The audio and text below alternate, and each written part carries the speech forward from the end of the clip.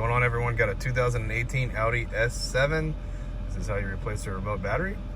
Okay, so what you're going to want to do is remove the emergency key out of the bottom of the remote first. You have a button right here that you're going to push, and you can pull the emergency key right out. Now if we look at the remote, there is a button right here that we're going to push. When we push this button, we're going to do kind of like a wiggle, and we're going to remove the bottom part of the remote. This is the holder for the battery. We can just pull the battery right out and get a new one. I'll show you what size we got. So the size battery is a CR2032. Notice the positive sign here. It's going to be facing down in the holder here. On the holder itself, it has a positive sign right here too. So I'm going to put it in here like this. If you need a battery, I'll leave a link in the description box below that takes you to Amazon. Pick up a new battery if you need a battery. They're like $1.